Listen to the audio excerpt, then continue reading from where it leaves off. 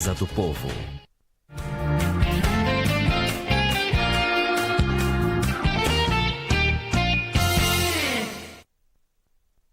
Meus cumprimentos aos telespectadores da TV Fortaleza, canal 6 da Multiplay, canal 61.4 da TV Digital. Sejam muito bem-vindos ao nosso programa, é uma alegria tê-los conosco. Dando prosseguimento à nossa série de entrevistas, que nós estamos realizando com os principais políticos, os principais empresários e os principais profissionais do Ceará, todos eles vencedores. Só senta nessa cadeira aqui vencedor, porque para cá só vem quem ganha nossas promoções. Quem ganha nossas promoções vem para cá conversar, contar a sua história, contar por que ganha as promoções. Doutor Alexandre Pereira, satisfação muito grande em recebê-lo aqui no nosso programa. Prazer Segunda meu, vez que você está aqui conosco. Prazer meu. Muito obrigado pelo convite. Você é um dos poucos, você é o sexto que vem aqui pela segunda vez. Então, Alexandre, vamos conversar um pouco sobre a sua história. Você é um homem de 7 instrumentos. Você é político, você é empresário, você é diretor de partido político, você é um homem realmente eclético. Um homem muito atuante, um homem realmente... E pianista nas horas vagas, viu? Pianista também, Nas né? horas vagas. Você falou de 7 instrumentos? Beleza, tá certo. É sinal, se você é muito ocupado, é o sinal que você tem tempo para tudo.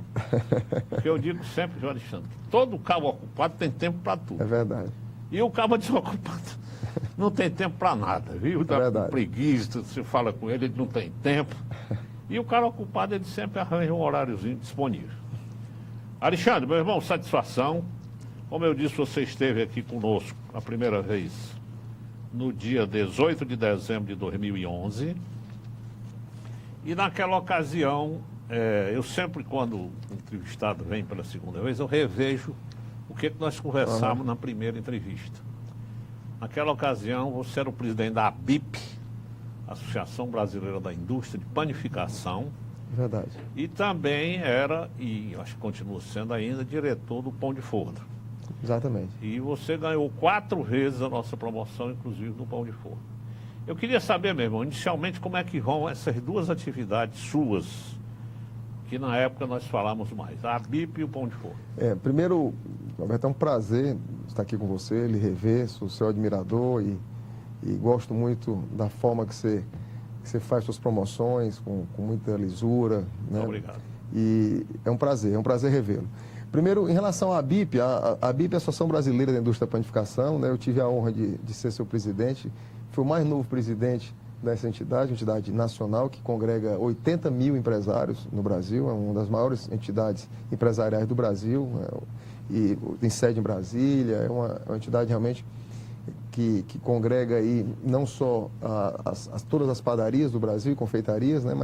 Mas tem um valor simbólico na população muito forte, porque passam pelas padarias do Brasil 1/4 da população brasileira por dia. Então, 50 milhões de brasileiros consomem nas padarias. Acaba sendo uma atividade empresarial com uma capilaridade muito grande. Então, é praticamente um alimento que todo mundo consome. Com certeza. Então, assim, foi uma experiência muito, muito boa e eu tive a oportunidade, enquanto presidente, nós elaborarmos esse projeto de mudança do segmento da panificação, que as padarias passaram a se tornar verdadeiros centros de gastronomia, né? Se você lembrar, final dos anos 90, as padarias eram um balcão de venda de pão e leite e, de repente, no novo século, as padarias se tornaram centro de gastronomia, café da manhã, servindo almoço, jantar, enfim, local de encontro. Hoje você tem padarias, aqui em Fortaleza, principalmente, padarias, das melhores padarias do Brasil estão aqui em Fortaleza. Então, aliás, assim, um dos assuntos que a gente conversou muito na entrevista passada foi exatamente isso.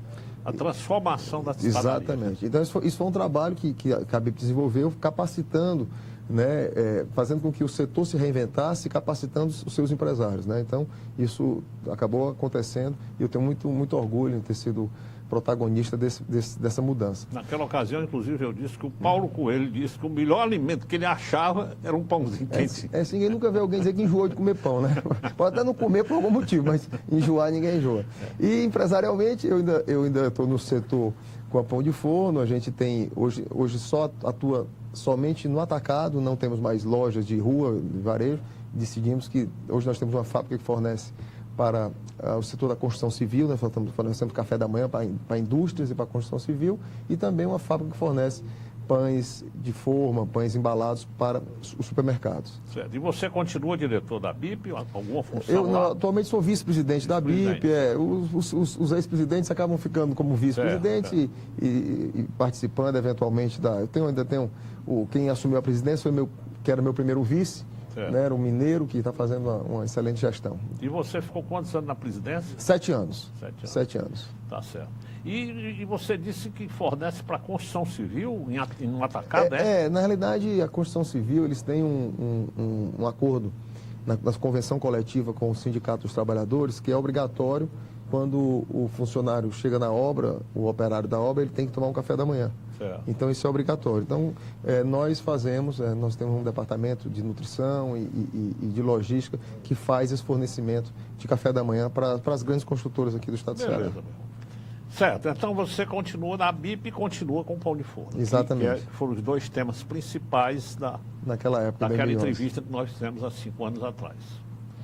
E agora, eu queria falar também sobre outra atividade sua que você já era naquela ocasião. Você é o presidente estadual do PPS, né? Isso. Você tem também essa sua veia política, né? Você tem a sua veia empresarial, mas tem essa veia política da qual você gosta tanto, né?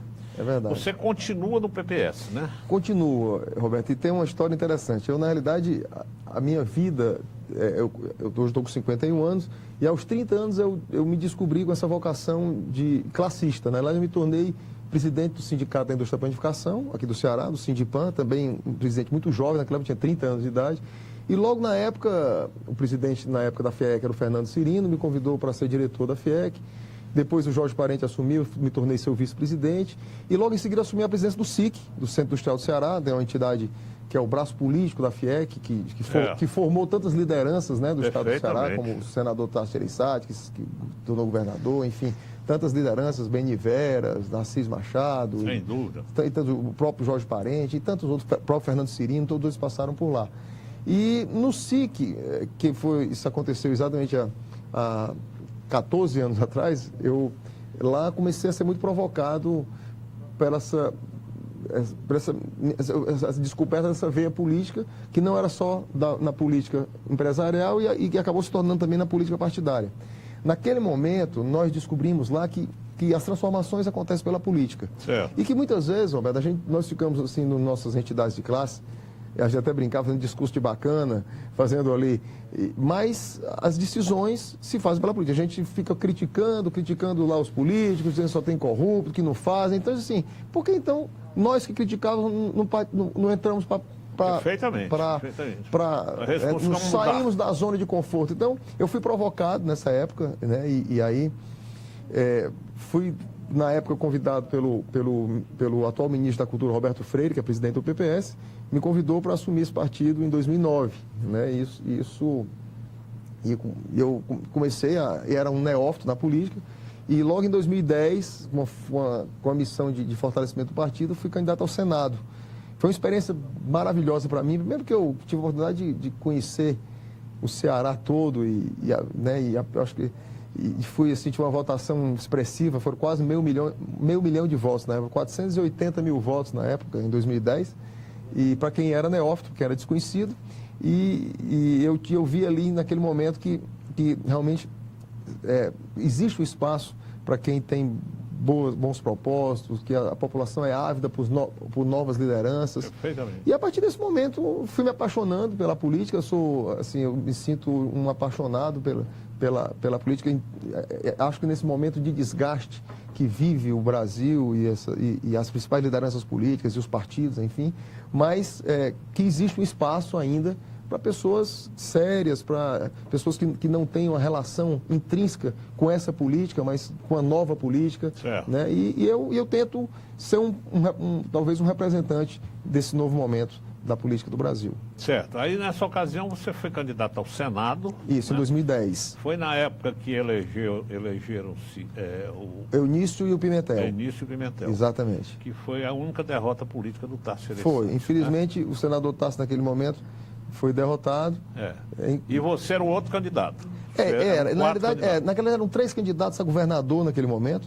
Então, o Cid Gomes, que foi eleito naquele momento, em 2010, ele era o Eunício e o Pimentel eram os senadores do Cid. Isso. Marcos Carlos foi candidato a governador, Tasso era o candidato ao Senado da chapa do Marcos Carlos, e eu era o candidato a senador na chapa do Dr. Lúcio Alcântara, naquele momento. Perfeitamente.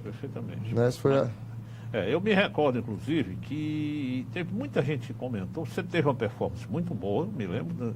Foi quantos votos que você disse? Foi 480 mil votos, né? Perto de 500 mil votos. Foi 10 castelões lotados, vamos dizer assim. Você me deu muita honra. Beleza, né? Foi um resultado maravilhoso para você. E eu me recordo até que muita gente chegou a dizer que na época o Eunício juntou-se com o Pimentel, com a cobertura do Lula, né? Exatamente. A história dos dois senadores do Lula. O Tasso ficou assim meio solto e não abraçou a sua candidatura. Eu me recordo que só no final, eu acho faltando menos de um mês... Não, faltando 2 dias. Faltando 2 dias. Na realidade, a eleição era no domingo e na quarta-feira, no meu último programa de TV, ele declarou o voto dele, pedindo o segundo voto dele para mim. Porque eu passei minha campanha toda, desde o início, pedia ao eleitor o segundo voto. Dizia, olha, o primeiro voto você dá para quem tem experiência, você dá para quem tem serviço prestado, você dá para o Tasso Gereissati, que é experimentado. Você citava o Tasso? Citava. E eu pedi o segundo voto, que era exatamente o voto da esperança, o voto da renovação, o voto da novidade. Então, assim, eu fiz minha campanha toda pedindo o segundo voto. Pedi o primeiro voto, o segundo. Infelizmente, ele só fez isso no final e aí já não deu mais tempo porque aí o Eunício já tinha um trabalho muito forte, já tinha coligações Tasso com Eunício, Eunício tinha voto com o Tasso, tinha voto com o Pimentel e tinha voto comigo, tinha voto de todas as formas. Né? E o Tanto Lula... é que o Eunício teve naquele momento 2 milhões e 700 mil votos. E o Lula abraçou, sem dúvida, aquela chapa, né? Pimentel e... Não, e o Lula, com toda a sua liderança naquele momento, quando ele chegou aqui no Ceará e disse... o Cid também, com muito prestígio, um candidato da renovação. O Cid, naquele momento, representava a renovação, representava o novo. E o Lula chegou e disse: quando voto em um e voto em outro, tem que votar no outro. Aí o negócio pegou. Aí a coisa. Mas o que é certo é que a sua votação o estimulou.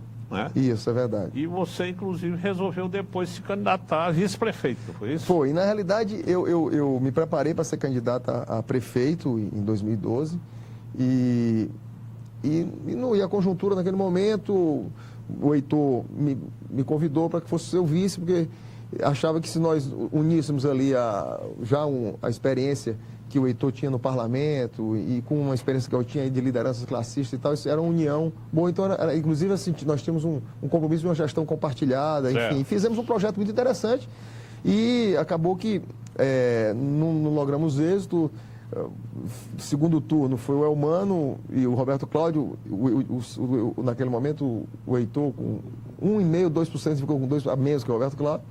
E no segundo turno, nós apoiamos o Roberto Cláudio. O Heitor resolveu ficar neutro, né? Foi uma decisão pessoal dele, que inclusive eu discordei da decisão, né, naquele momento. Na época, o André Figueiredo também, que era o presidente do PDT, também discordou, mas respeitamos o posicionamento dele. E nós fomos apoiar o Roberto Cláudio em 2012, no segundo turno. E o Roberto tornou-se prefeito e aí está fazendo aí uma brilhante, grandiosa gestão. Eu acho que é um dos 3 maiores prefeitos de Fortaleza, eu digo sempre. Juraci, sem dúvida alguma. Fialho e sem dúvida, sem dúvida. Então quer dizer que nessa ocasião aí, que você era o vice do Heitor, Foi aquela eleição que faltou muito pouco para o Heitor ir para o segundo turno. Foi Não é isso? 1,5%, alguma coisa. Foi alguma coisa muito próxima. Inclusive, ainda hoje o Heitor se queixa, né? Porque diz que as pesquisas indicaram, né? Isso é verdade. Na realidade, aconteceu, e aí eu digo porque eu tinha um papel de vice e coordenava a campanha também.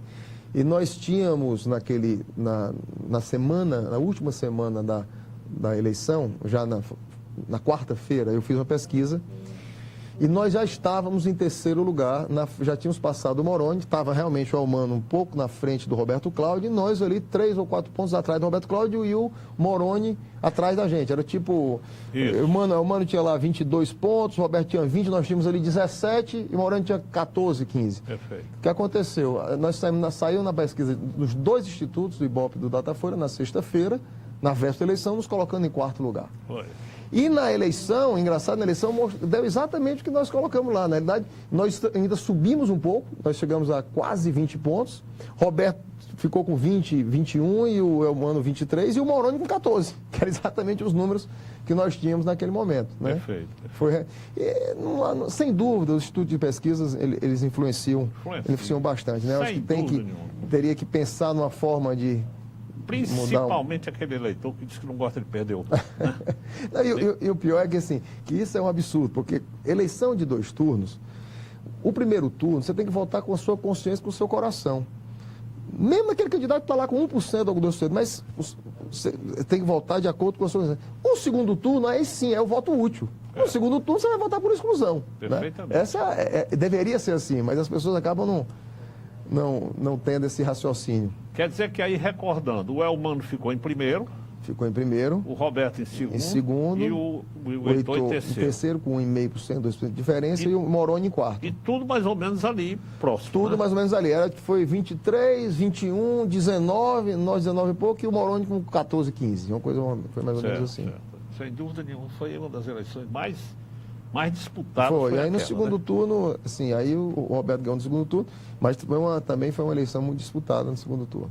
E eu me recordo realmente que você no segundo turno apoiou o Roberto. Apoiei, sem dúvida nenhuma. Eu até disse para ele, eu votei no segundo turno no Roberto Cláudio, assim, com a mesma paixão e decisão que eu tinha votado em mim mesmo, no Heitor e em mim no primeiro turno. Né? O Roberto, sem dúvida nenhuma, e tem mais, assim, eu naquele momento, eu quase já tinha... Eu estava decidindo ser candidato a prefeito em 2012. Como eu vi que a conjuntura não estava... Naquele momento eu achava que não ia ser bom para mim, eu fiquei na dúvida se apoiava o Roberto Cláudio naquele primeiro momento ou se fechava com o Heitor. E acabou que o partido definiu que a gente precisava fechar com o Heitor naquele momento, que era a terceira via, né?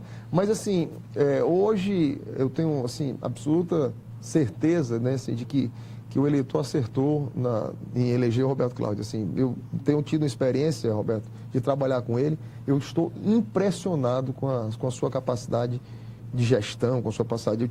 Eu tinha tido a experiência de ser secretário de Desenvolvimento Econômico do governador Cid Gomes, que é uma capacidade extrema de trabalho fantástica. E agora estou tendo a oportunidade com o Roberto Cláudio. E assim, é impressionante a sua capacidade e a sua forma de gestão. Ele é incansável, conhece essa cidade como ninguém, né? E tem um bom humor extraordinário. Ele está sempre sorrindo, ele diz o não dele sorrindo, ele está sempre... Né? É impressionante. É muito bom. Ele tem um humor maravilhoso. Tem sido uma experiência muito boa. O mundo pegando fogo e ele acha graça, ele tá sempre... Isso é muito bom. Tem fair play. Tem fair play. Então, isso aí é onde eu queria chegar. E agora eu queria ver o seu lado de política administrativa. Então, dali, dessa candidatura a vice-prefeito, que você aderiu no segundo turno ao Roberto Cláudio, aí você de lá apoiou o Roberto Cláudio e você saiu como secretário do Roberto Cláudio? Não, aí foi até interessante essa história. Eu apoiei o Roberto e o Roberto já tinha dito, Alexandre, chamar você para trabalhar com a nossa equipe e tal. E aí, conversando comigo, sondando, e eu disse, Roberto, eu acho que eu posso ajudar talvez no desenvolvimento econômico, pela minha relação com o vice-presidente da FIEC, né, e tal, então eu acho que posso ajudar. E aí, no dia que ele foi me convidar, ele me disse, foi interessante, ele chegou e disse, Alexandre, rapaz, eu tenho uma notícia boa e uma ruim. Eu disse, o que é, prefeito? Ele disse, rapaz, primeiramente, você não vai trabalhar comigo na minha gestão. Eu disse, mas por quê? Disse, porque eu vou lhe dar uma boa agora, você vai para o governo. Quando eu fui conversar com o Cid, mostrando as pessoas que estavam convidando e tal, quando ele viu o seu nome no desenvolvimento econômico de Fortaleza, ele disse, não, eu quero o Alexandre no desenvolvimento econômico do Estado. E eu acabei indo para o Estado, desenvolvimento econômico do Estado, e ajudar na gestão do Cid. Você ficou quanto tempo ainda com o Cid? 2 anos, né? Fiquei 2 anos. E aí, foi uma experiência extraordinária, né? O governador Cid me deu muito apoio para fazer um trabalho. E naquele momento, a FIEC, naquele momento estava um pouco distante do governo e foi uma forma da gente também aproximar a FIEC do governo. Eu me lembro que a minha posse como secretário de Desenvolvimento Econômico foi na própria FIEC, foi dentro da FIEC, o governador Cid foi dar posse lá. Eu me lembro disso. Foi muito prestigiada, enfim. Então foi um momento muito bom. De certo modo, houve ali uma aproximação. Foi, exatamente. Do governo com a FIEC. Eu me lembro que estava um pouco realmente... Estava um pouco distanciada, mas assim, daquele momento a gente começou com uma aproximação ali, então isso foi muito positivo. Então foi uma experiência maravilhosa, a experiência de governo.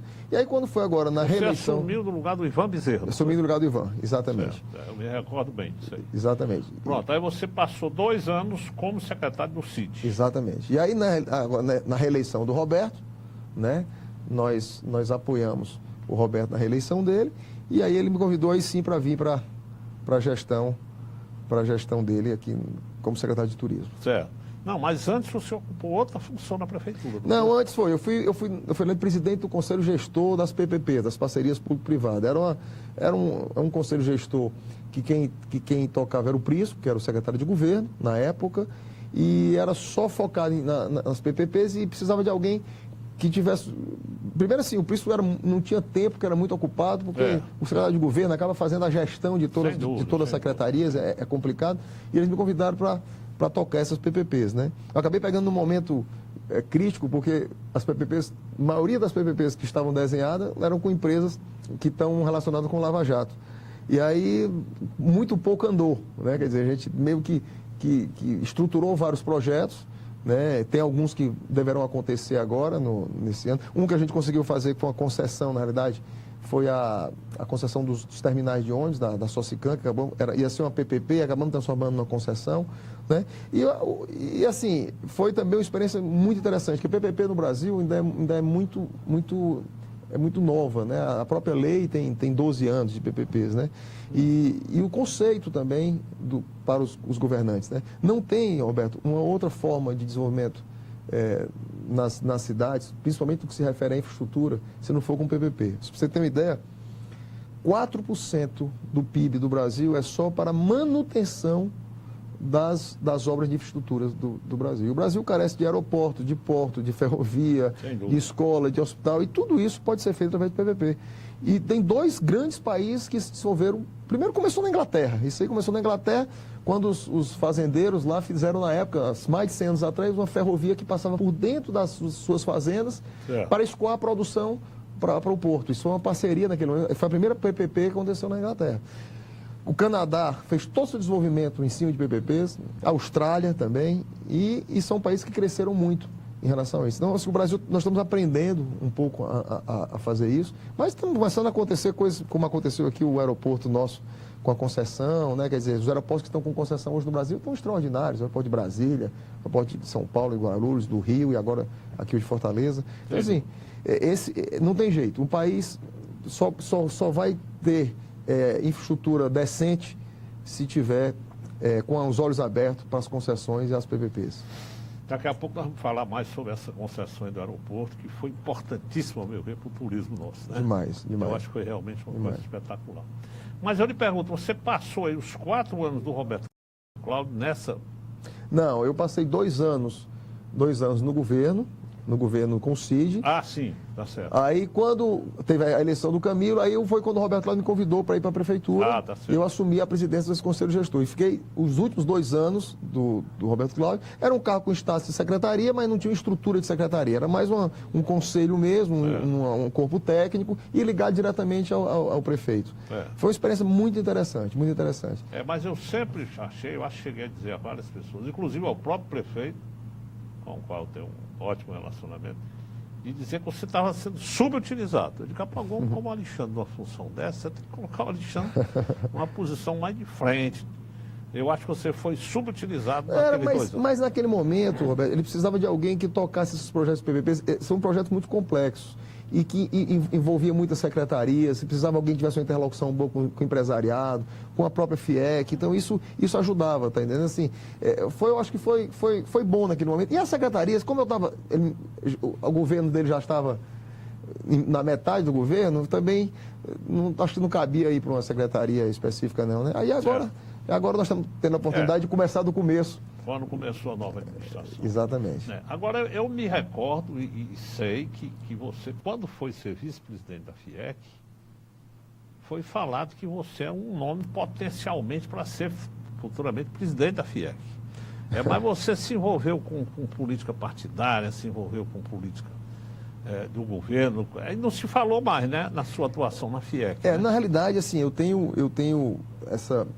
Você parece não estar com muito tempo também. Né? Não, eu tenho me dedicado também. Essa semana passada até almocei lá com o presidente Beto, que está fazendo uma espetacular gestão, né? Sem dúvida. O Beto, ele tem uma capacidade de gerenciamento, principalmente gerenciamento do tempo, impressionante, é um líder nato. E quando esse momento novo da FIEC foi o momento da união, foi muito importante. O que aconteceu? Na sucessão do Roberto Macedo, ainda existiam 2 grupos definidos. Um grupo mais ligado ao Jorge Parente, outro grupo mais ligado ao Beto e ao Fernando Cirino.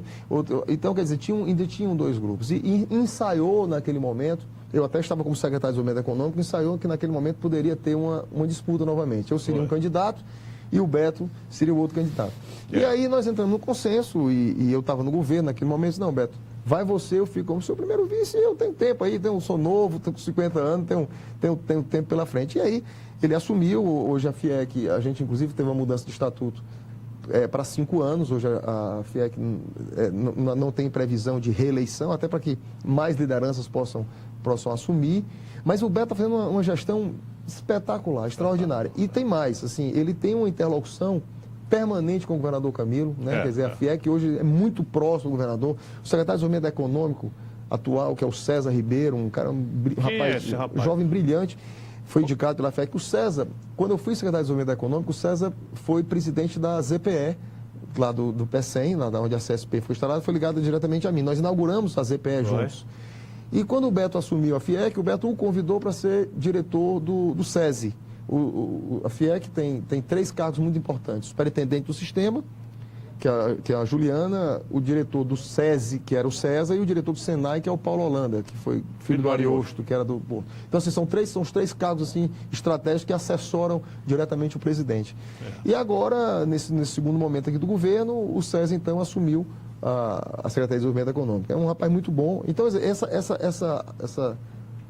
e lá na ADES está a Nicole, que também veio do nosso sistema, foi presidente do SIC, também tem uma relação muito próxima com a Federação das Indústrias. Então, assim, nós estamos muito bem, assim, a FIEC e governo, uma relação muito, muito boa. Perfeito. Mas, assim, a questão da FIEC, assim, é uma paixão minha, eu sou oriundo da liderança sindical, sou oriundo do sistema empresarial, eu digo assim, eu estou político partidário, mas meu DNA é todo na política classista, né? Então, quer dizer, a vontade de ser presidente da FIEC vai sempre existir dentro de mim, de poder servir um dia aquela instituição. Perfeito. Alexandre, eu queria lhe pedir um intervalo de 1 minuto, voltaremos em seguida. Era uma escola muito engraçada, não tinha lousa, não tinha nada. Não é nada engraçado ver o estado de grande parte das escolas públicas brasileiras. Faltam bibliotecas e quadras esportivas. Energia elétrica nem sempre tem. Ver de perto essa situação e agir para mudar é o objetivo do Ministério Público pela Educação. Conheça o projeto acessando o site. MPEDUC, uma iniciativa do Ministério Público Brasileiro pela Educação.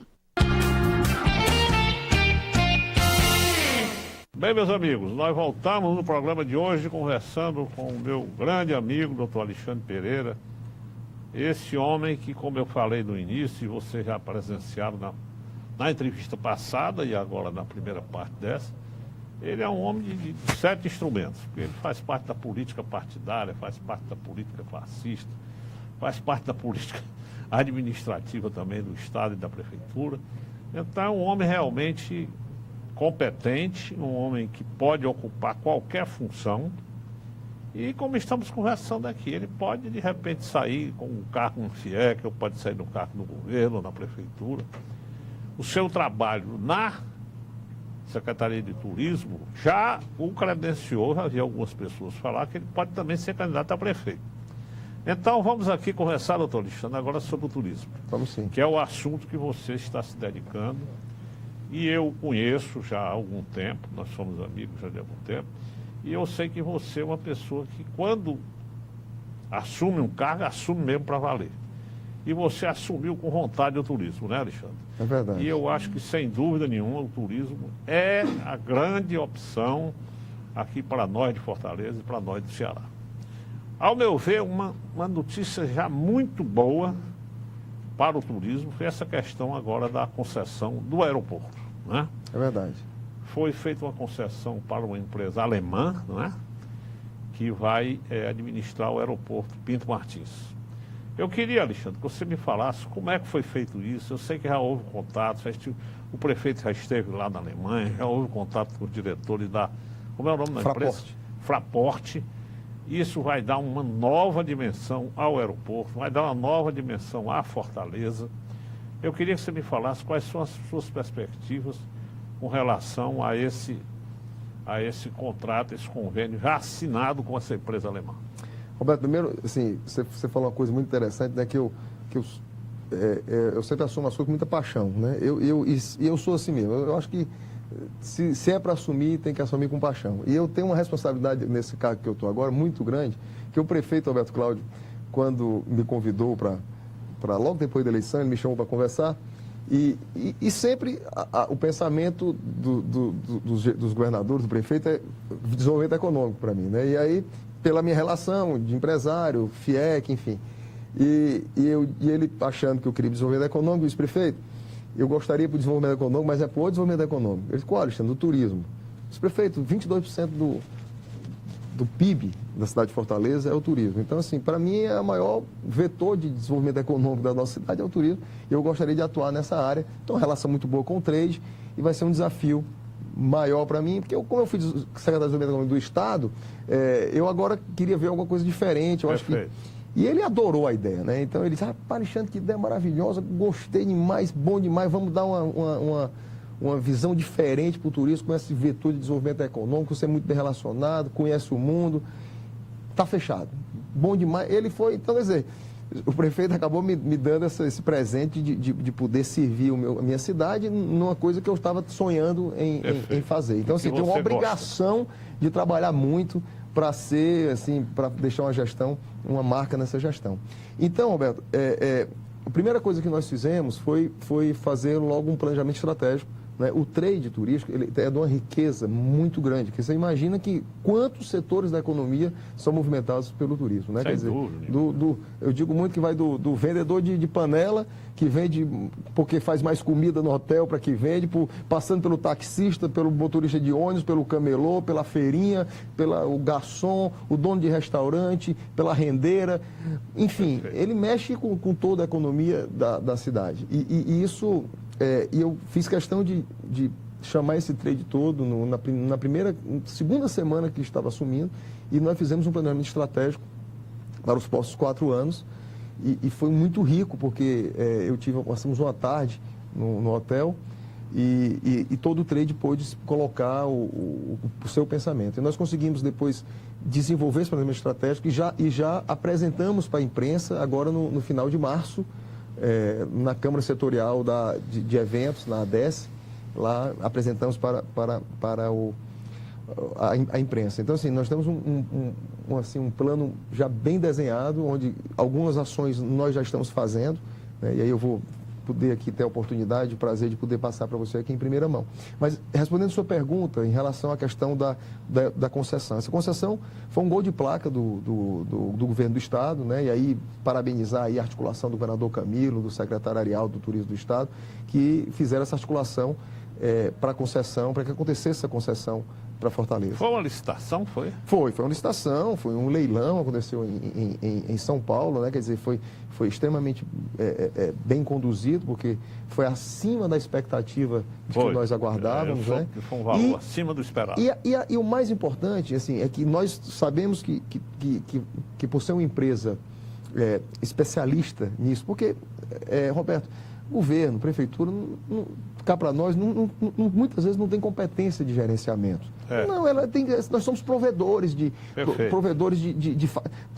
mas a riqueza, quem gera são os empresários. Então, você imagina que uma empresa dessa, essa Fraport, uma empresa alemã, que administra o maior aeroporto da Europa, que é o aeroporto de Frankfurt, e outros mais que ela administra no mundo, ela não vai fazer uma gestão aqui muito melhor do que uma gestão nossa? Sem dúvida nenhuma. Então, isso não tem dúvida. Então, quer dizer, esse desdobramento tem um sem número de oportunidades, né? Primeiro, a própria a ligação e proximidade com a Alemanha, com a Europa, né? Na hora que essa empresa alemã que administra esses aeroportos. Ela também administra o aeroporto de Lima, salvo engano, lá no Peru. Então, ela vai administrar o aeroporto de Porto Alegre. Você vê que eles pensaram na logística, eles começam, sai de Lima, pousa em Porto Alegre, pousa em Fortaleza e vai para Frankfurt. Quer dizer, eles têm vários aeroportos, salvo engano, um aeroporto na Índia também. Então, eles são uma empresa gigantesca. Eu acho que foi ótimo para Fortaleza essa empresa alemã se interessar pelo nosso aeroporto. Claro, né? Claro. E isso já possibilitou a questão, esquentou novamente as negociações do Hub da TAM. Semana passada o prefeito e o governador estiveram lá em São Paulo, né, com a presidente da TAM. Então, enfim, eu acho que... eu até escrevi um artigo semana passada, chamava Bons Ventos, que realmente nós estamos num momento bom. Essa parceria também do nosso porto do Pecém com o porto de Roterdã. Isso.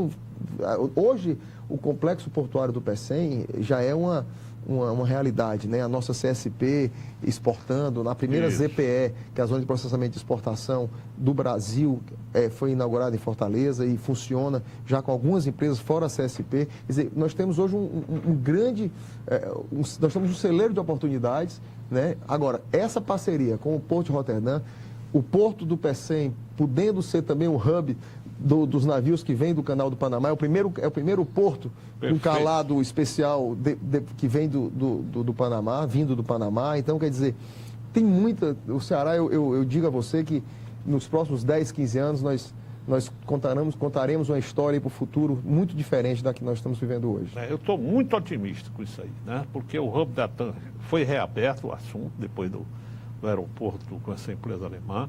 Esse hub que você falou também lá do Porto, né?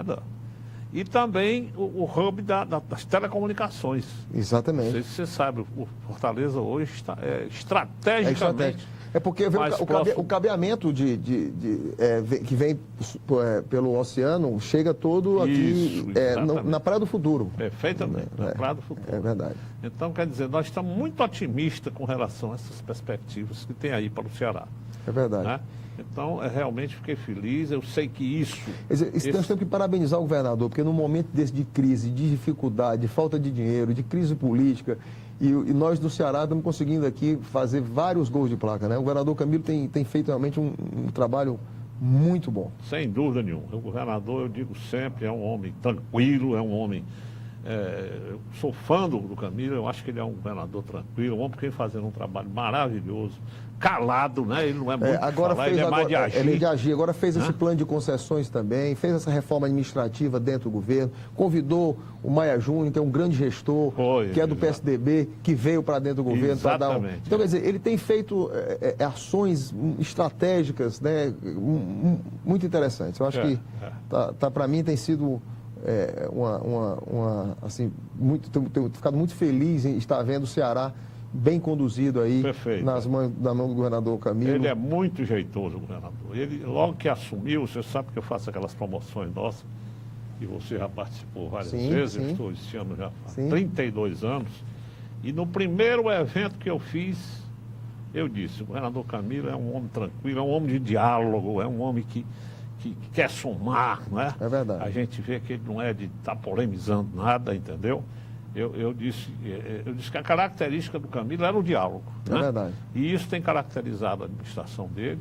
E você vê, inclusive, o Alexandre, que já estão se falando até, eu já vi várias pessoas vão falar, talvez até numa união, numa nova união pelo Ceará aí. Havia chapas formadas aí, unindo todo mundo em torno de uma chapa para essa eleição de 2018. Isso seria fantástico, né? Vamos reeditar o que aconteceu, quando foi isso, essa união pelo Ceará? O DN e PSD, né? E PTB. Eu era menino nessa época, mas me lembro. Então eu acho que isso conduz, tudo isso, porque o governador é um homem conciliador, ele procura encontrar a solução. Já vi muita gente formar chapa, eu não vou dizer aqui os nomes, mas chapa que tem nome do PMDB, do PSDB, do PDT, uma chapa de união. E eu acho que seria o melhor para o Ceará. Seria espetacular. Né? Vamos trabalhar nisso. Porque nós não estamos na hora de estar brigando, de estar discutindo. É verdade, é verdade. Mas, irmão, tem mais dois assuntos aqui importantes que eu acho que tem a ver com a sua área, que eu queria ouvir a sua opinião. Primeiro assunto, as barracas da Praia do Futuro. Eu queria ouvir a sua opinião, esse é um assunto realmente polêmico, é um assunto que as pessoas mais radicais têm que tirar aquelas barracas da Praia do Futuro.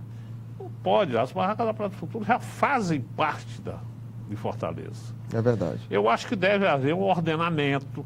Eu concordo que teve alguns barraqueiros, eu conheço muitos deles.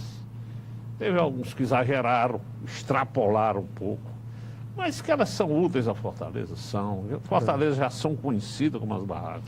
Muita gente vem para cá hoje também por causa das barracas. Com certeza. Então eu queria ouvir a sua opinião, irmão. Roberto, eu comungo absolutamente igual a sua opinião.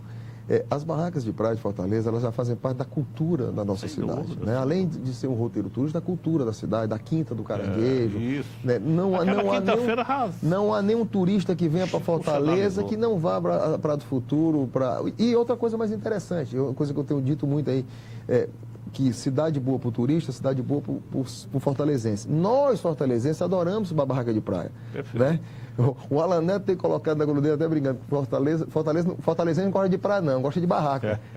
Nós vamos para as barracas comer caranguejo, tomar uma cerveja, comer um peixe frito e toma um banho de mar e volta. Diferentemente do carioca, que vai ali para a beira do mar e fica ali na praia no sol e tal. É um outro conceito, né? Então esse conceito, assim... Mas eu acho que se eles estivessem lá, no Rio, essas barracas também, exatamente. Então, assim, eu acho que, primeiro, isso faz parte das culturas, jamais pode destruir. Agora, eu estou muito feliz com o posicionamento do procurador, do Alexandre Salles. Eu tive pessoalmente com ele, que algumas pessoas ficaram colocando ele como sendo o vilão da história, e não é bem assim. O que ele defende é o ordenamento. Realmente tem excessos lá. Sim. Tem excesso, você não pode ter barraca uma colada na outra, que o fortalezense, para ir ao mar, ele tem que passar por dentro de uma barraca de praia. Isso não existe. Né? Então, quer dizer, os espaços foram realmente invadidos, alguns espaços foram assim, extremamente ampliados pelos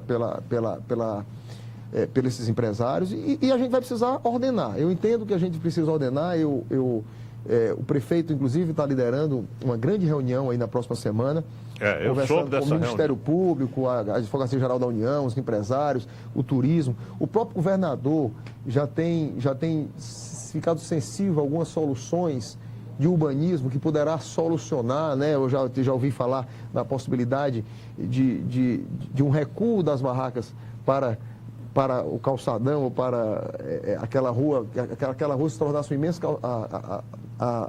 aquela avenida da beira-mar se tornasse um imenso calçadão onde as barracas pudessem lá habitar e a via costeira seria a Zezé Diogo, vamos dizer assim. Perfeito. Então, já existe algum pensamento nesse sentido, o próprio governador preocupado com isso. Então, assim, o governador e o prefeito estão juntos nisso aí, né? E isso é muito bom, essa união pelo Ceará, quer dizer, esse pensamento. E eu acho que nós vamos chegar a bom termo, viu, Roberto? Eu acho que as boas soluções estão nos meios, não estão nos extremos. Exatamente. Eu acho que as barracas têm que ceder um pouco, acho que elas extrapolaram. Com certeza. Entendeu? E o Alexandre Salles, que realmente foi o pai dessa ideia aí, quem questionou isso desde o início, cede também um pouco para a gente encontrar uma solução Mas eu estou intermediária. sentindo que o Ministério Público, né, e a própria AGU, a Advocacia Geral da União, eles têm sido sensíveis a isso. Né? Não é a destruição e acabar como isso tem sido colocado, e sim encontrar um meio termo. É porque me parece, não sei se você sabe disso, na Bahia, em Salvador, parece que tiraram as barracas. E virou uma favela. Ficou horrível. Virou uma favela. No Serve Luz isso aconteceu. Tiraram as barracas de lá e houve uma invasão, enfim. Não vai funcionar. Você imagina, não dá para pensar a Praia do Futuro sem as barracas. Não dá para pensar. E olha que coisa interessante. Os últimos 2 novos hotéis da cidade de Fortaleza, os 2 na Praia do Futuro. Perfeitamente. Por que foram a Praia do Futuro? Porque a Praia do Futuro tem vida, a Praia do Futuro, que é o hotel do Crocobit e o hotel do Demerval Diniz. Demerval. O Mareiro. Mareiro. Desses 2 novos, são 2 grandes hotéis, os 2 na Praia do Futuro. Então, quer dizer, se estão investindo, se os empresários estão investindo na Praia do Futuro, porque estão vendo futuro naquela praia. Né? Então, quer dizer, tem que encontrar um meio termo, mas eu acho que vamos caminhar para isso, Roberto. Eu soube que está havendo agora, nesses dias, agora uma reunião grande, né, como você falou. O prefeito está liderando essa reunião. Comandando essa reunião. Exatamente. Com todas essas entidades, para se encontrar uma solução aí intermediária. Vamos torcer para que isso seja encontrado, né, para que as barracas continuem, não é? Isso. Porque realmente elas são indispensáveis hoje em Fortaleza. Se alguém vier a Fortaleza e não tiver aquelas barracas, a cidade está totalmente descaracterizada. Com certeza. Né? Então vamos torcer para que essa solução seja encontrada. Um outro grande desafio, Roberto, e também é a Praia de Iracema. Você acabou tocando nesse assunto, Perfeito. mas eu sou já um tempinho para falar sobre a Praia de Iracema. Vamos falar sobre a Praia de Iracema. Eu quero só no final falar sobre a questão dos vendedores, dos camelôs lá da Feira da Zé Avelino. Certo, mas deixa eu só falar um pouco sobre a Praia de Iracema, que para mim também é um dos grandes desafios. E o prefeito, quando me convidou para a secretária de Turismo, ele disse: Alexandre, pense em alguma coisa para a Praia de Iracema. E eu tive logo uma ideia que foi transferir a Secretaria de Turismo para a própria Praia de Iracema. Que eu achei uma ideia maravilhosa. Para o Estoril, né? Exatamente. Estamos indo para o Estoril, vamos habitar o Estoril, em parceria com a Secretaria de Cultura, fazendo uma grande programação cultural, inclusive de reforma da Ponte dos Ingleses. Nós estamos com... E essa ideia de irmos para a Praia de Iracema...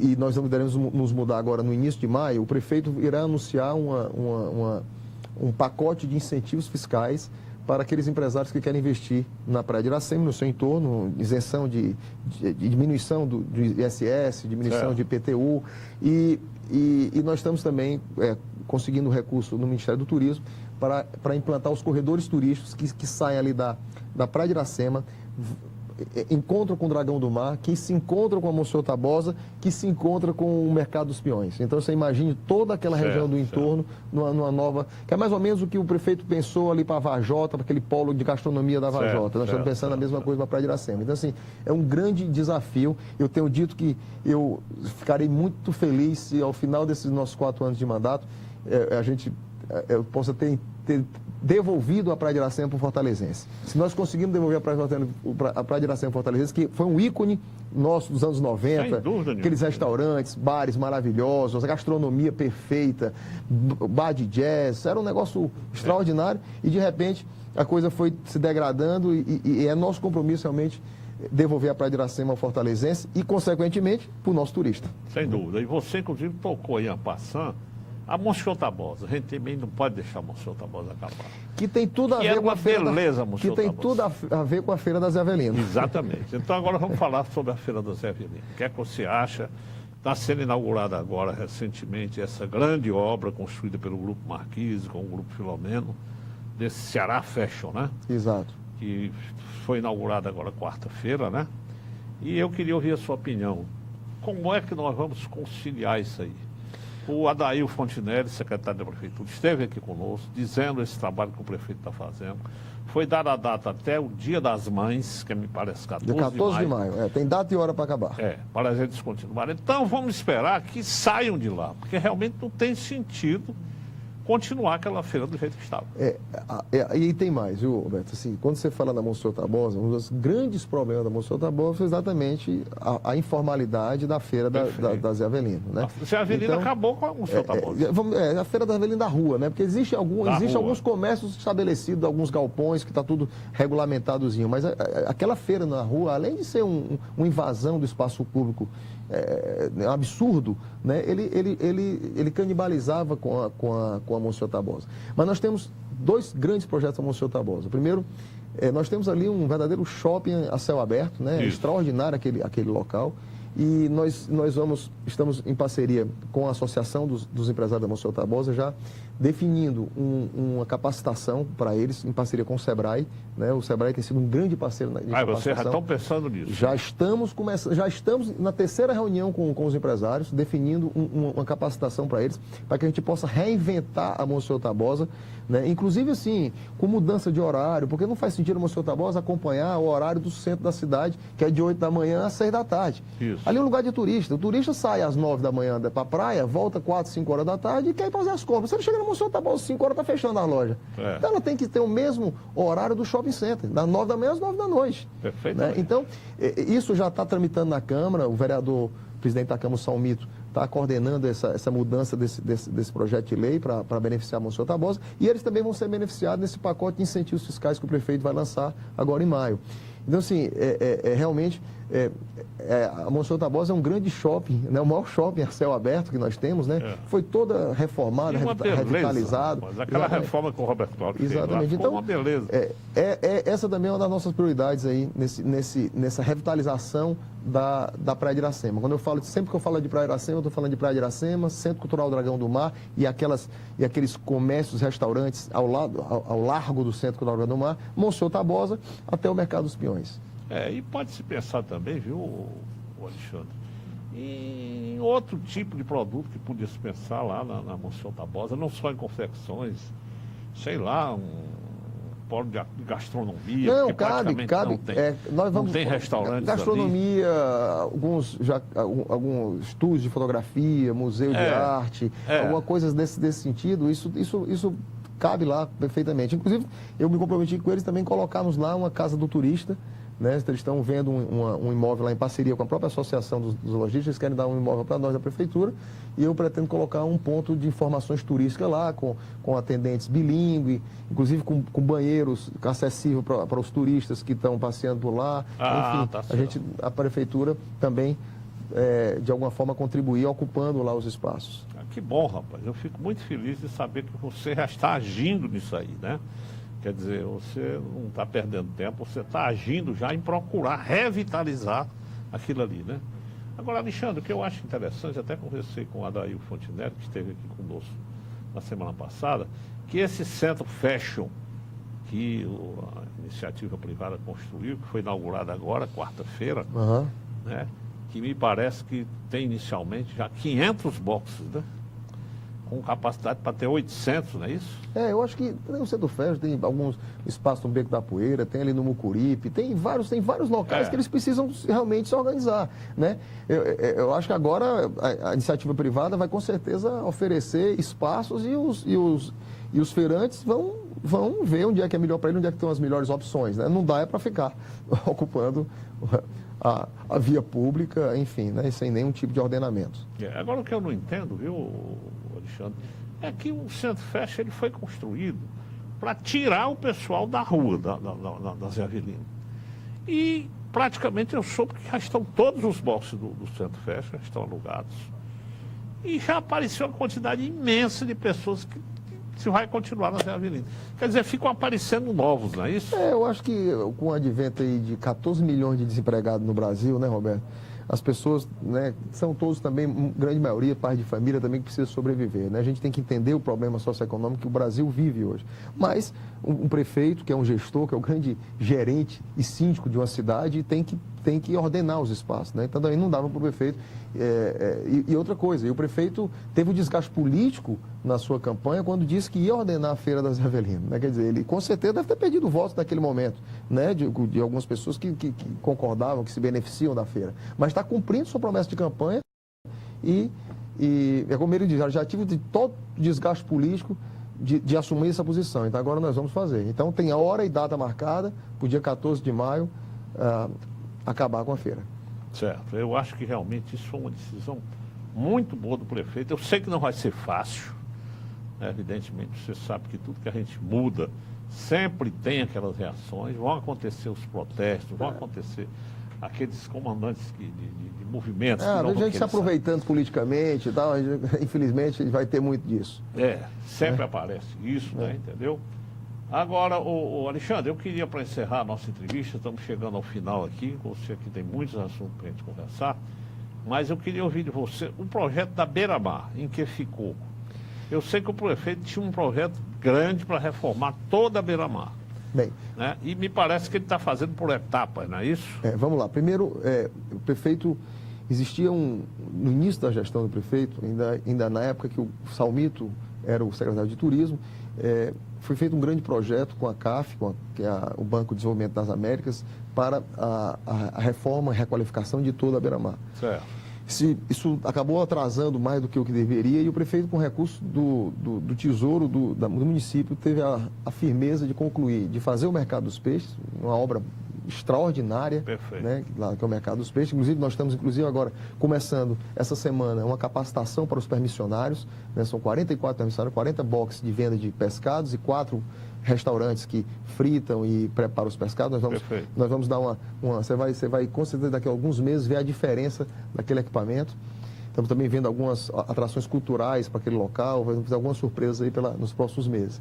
E aí foi feito até a nova estátua, a antiga estátua de Iracema, quer dizer, foi basicamente 25% da Beira-Mar foi feita, ela está totalmente concluída. Ainda está faltando o mobiliário urbano, que são os bancos nós vamos colocar agora até o final do semestre. Eu lhe pergunto, esse projeto, ele está de acordo com aquele projeto? Está de acordo com aquele projeto, que na verdade houve alguma modificação, que o Fausto Nilo e a sua equipe fez a modificação, e nós vamos recomeçar a obra agora em julho. A boa notícia, e é um investimento de 600 milhões de reais, começaremos a obra agora em julho, e até o final da gestão do prefeito Roberto Cláudio, com certeza nós vamos entregar a nova Beira-Mar toda completa. Até porque o dinheiro é um dinheiro internacional que já passou por todos os trâmites, agora está no Senado e ainda com detalhes, porque como é um dinheiro internacional, o governo não passa pelo caixa do governo, mas o governo precisa ser vamos dizer, um avalista, embora a Prefeitura de Fortaleza seja uma das melhores avaliadas no quesito financeiro, né? Por isso que conseguiu esse empréstimo da CAF. E aí, Roberto, nós reiniciaremos a obra até meio do ano. Até meio do ano reiniciaremos. E vamos reiniciar, importante dizer para você, concluindo aquela parte nova que foi feita, colocando o mobiliário urbano, que são os bancos que estão faltando, algumas luminárias, enfim. E aí começaremos a grande obra que vai daquele local até o aterro da Praia de Iracema. Quer dizer que ainda na administração Roberto Cláudio será feita toda a reforma da Beira-Mar. Toda a Beira-Mar nós vamos entregar até o final da nossa gestão. Isso é uma notícia maravilhosa, porque realmente nós sabíamos que isso ia ser feito, mas depois começou a ser feito parceladamente. E, como você disse, o projetista, que é o Fausto Nilo, foi consultado, houve adequações, né, obviamente, do projeto. Né? E eu fico muito feliz com isso, porque não sei se você sabe, aquele primeiro projeto da reforma da Beira-Mar fomos nós que fizemos. Não sei disso, inclusive tem uma placa lá que consta lá o governador Vigílio Távora, o prefeito do Salcante e você como presidente da Enlurb. Da Enlurb. E nós vamos agora, eu estou mandando recuperar a placa, para colocar a placa no Mercado dos Peixes novamente, não para fazer jus à história. Né? Nós temos que respeitar a história e você faz parte da história daquele mercado. O doutor Lúcio Alcântara fica muito agradecido, eu também, e o Coronel Vigílio Távora, onde estiver, também fica feliz. Retiraram a nossa placa. Retiraram na reforma, né? Mas eu já fiz o compromisso aqui. Hoje a placa já está chegando, a Secretaria de Turismo, estou mandando recuperá-la e vamos colocar de volta de onde ela não deveria ter saído. Perfeito. Eu me recordo que quando foi feita essa reforma, o secretário de Turismo era o presidente da Câmara, meu amigo Salmito Filho, e ele disse: não, Roberto, fique tranquilo que a sua placa será recolocada. E com você agora lá na Secretaria de Turismo, é que eu fico absolutamente tranquilo de que será recolocado lá o nosso nome lá na placa. Com certeza, Roberto. Ô, Alexandre, eu fiquei muito feliz de você ter vindo aqui. Nós conversamos aqui uma hora, conversaríamos ainda mais uma hora. Você brevemente vai voltar novamente. Com muito prazer, com muita honra. Você é muito dinâmico, a sua administração vai trazer muitas novidades. E eu queria colocar nossas câmeras à sua disposição para você acrescentar alguma coisa que eu não tenha perguntado. Não, Roberto, eu só tenho a agradecer, né, esse espaço, né, você me convidando aqui pela segunda vez nesse programa que é tão benquisto pela sociedade, né?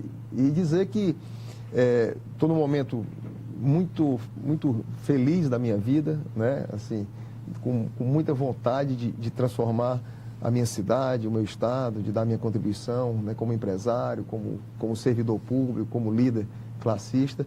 E dizer a você que em breve nós vamos ter novidades aí em relação ao turismo, com certeza, né? Acho que até o segundo semestre você vai ver já algumas novidades, e gostaria realmente de ter a oportunidade aqui até o final do ano voltar aqui novamente para a gente poder passar para a população o que é que está sendo feito, quais são os projetos, até para que a população possa nos cobrar. Eu tenho dado ciência em tudo que nós estamos pensando e projetando e planejando para que a população nos cobre.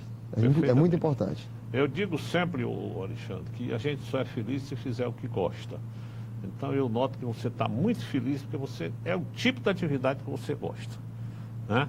Você é um administrador, você é um gestor e você gosta, e o turismo é uma área maravilhosa para ser trabalhado com as pessoas que vibram e que têm entusiasmo com o que está fazendo.